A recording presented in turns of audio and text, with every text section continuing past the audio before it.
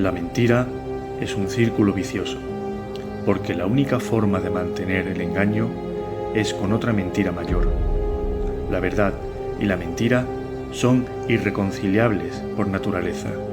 Por eso nunca se podrá utilizar una verdad para sostener una mentira. Hola a todos y bienvenidos a un nuevo vídeo de Historia Recuperada. En esta ocasión vamos a desarrollar la segunda parte de la serie llamada ¿Cómo se reescribe toda la historia?, a la que hemos llamado Reordenando el caos creado. En la primera parte planteamos que la historia y la cultura romana probablemente se construyeron antes y durante el Renacimiento. Seguramente aquello se hizo sobre una base cierta, pero la crónica se reajustó para justificar la nueva situación. Una situación que resultó ser caótica, ya que los reinventores de la historia habían creado un monstruo difícil de mantener fuera de aquel contexto, es decir, fuera del mundo dominado por el poder combinado de la Iglesia de Roma y de las nuevas monarquías europeas. En otros contextos, la invención histórica no tenía validez. A finales del siglo XVI, toda Europa occidental, incluidas sus nuevas y florecientes universidades, estaba ya inundada de textos impresos que contaban la historia de Roma y Grecia, que los humanistas italianos habían rescatado de los monasterios. Curiosamente, las nuevas naciones de Europa habían redescubierto a sus padres y abuelos culturales, que eran Grecia y Roma. Pero la Europa cristiana del siglo XVI creía más en la historia sagrada que se contaba en la Biblia. En pleno siglo XXI vemos la Biblia como un cuento porque es un libro vinculado a la religión y no a la ciencia histórica. Pero en aquella época la Biblia era tan fiable y cierta como cualquier crónica. Y cuando se planteaba la cuestión acerca de la antigüedad del mundo, el referente era la Biblia y el momento de la creación del mundo por Dios. Además, la Biblia habla extensamente de pueblos históricos como Egipto o Mesopotamia en el Viejo Testamento. Y el Nuevo Testamento se desarrolla en un contexto tanto judío como romano y griego. Había que buscar la forma de unificar la nueva crónica histórica con la historia que el pueblo sí conocía y era de uso común.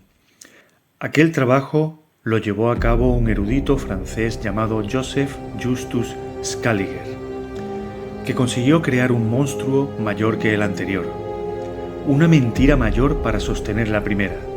Scaliger amplió la noción renacentista de la historia de Grecia y Roma, con la inclusión de la historia de Persia, Babilonia, la historia judía y la historia de Egipto. El principal problema técnico que tuvo que salvar Scaliger para que la mentira pareciese verdad fue dar sitio a todas las crónicas, ciertas o inventadas, que provenían de fuentes tan diversas. Otro problema que tenía la mentira era mayor, porque no era solo técnico, sino psicológico. Se trataba de los recuerdos colectivos de los pueblos. Vamos a ponernos en situación. Tenemos por un lado una historia oficial escrita, impresa y difundida en los ámbitos académicos. Por otro lado, tenemos a un pueblo que recuerda en sus tradiciones orales una historia muy distinta. Este pueblo, además, tiene creencias muy distintas a las que imponen los papas de Roma y las universidades. Scaliger consiguió solucionar en parte el problema técnico, inventando la Edad Media, de la siguiente manera. Se trasladó 1000 años atrás al mundo antiguo, creando un lapso entre aquel y el Renacimiento. Se crearon crónicas nacionales sobre hechos históricos ocurridos pocos siglos antes. Estas crónicas son el corpus del relato medieval y justifican la existencia de las noblezas europeas como líderes de sus pueblos. Se mezclaron las crónicas con leyendas y mitos populares, que formaban parte de la memoria colectiva. Y por último, se cristianizaron todas las entidades y lugares de veneración del pueblo. Las deidades se convirtieron en santos y santas, y los puntos de reunión y veneración se convirtieron en santuarios cristianos. Es difícil saber para quién trabajaba Scaliger en realidad, ya que primero fue católico y luego se convirtió al protestantismo. Además, Scaliger estaba en disputa abierta con los jesuitas, los cuales, con el apoyo de los papas de Roma, tenían sus propios planes para reordenar el pensamiento colectivo desde una perspectiva mucho más católica. Parece ser que los ataques de los jesuitas, en forma de distintas acusaciones y calumnias contra Scaliger, terminaron por minar su ánimo hasta su muerte en 1609. Lo que sí está claro de Scaliger es que no era cualquiera. Era una de las figuras destacadas del humanismo y un erudito reconocido a pesar de los ataques recibidos. 2 décadas después del fallecimiento de Scaliger, un jesuita vino a confirmar la nueva postura de la orden.